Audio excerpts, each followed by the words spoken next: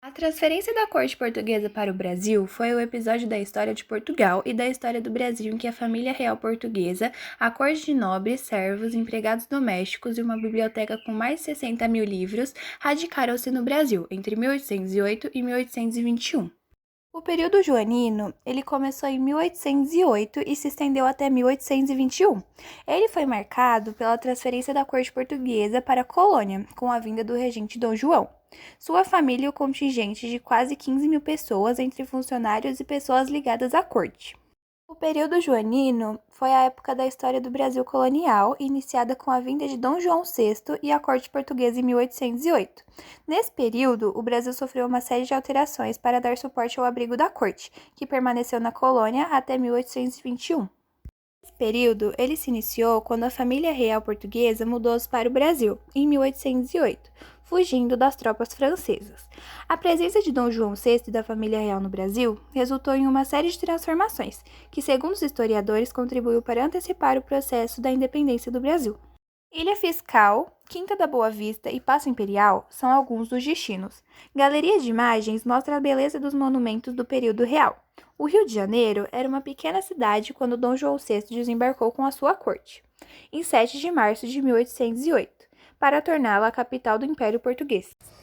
João, no Brasil, terminou em 1821, quando foi obrigado a voltar a Portugal após as revoltas de caráter liberal, que começaram na cidade do Porto e exigiam uma nova reunião das cortes para que se fizesse uma constituição para Portugal. O período joanino refere-se ao momento da história da colonização brasileira marcado pela presença da família real portuguesa no Brasil. Essa época específica foi iniciada em 1808. A educação no período joanino e no Império, a chegada da corte em 1808 não modificou a educação primária e secundária. A ênfase de Dom João IV foi na expansão do ensino superior. São criadas as cátedras de Direito, Engenharia e Medicina.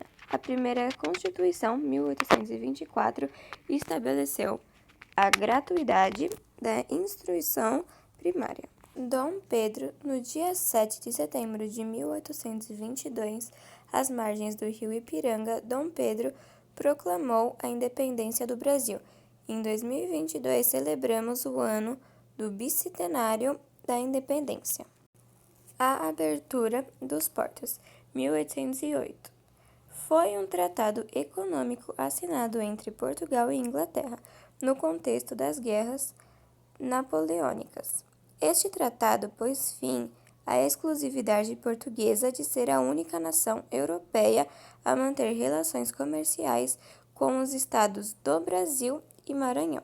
A regência de Dom Pedro, 1821-1822. Aliança entre a elite rural brasileira e Dom Pedro. Independência conservadora em 1822. Monarquia como regime de governo e manutenção da escravidão e liberdade somente no comércio. A vinda da família real portuguesa para o Brasil.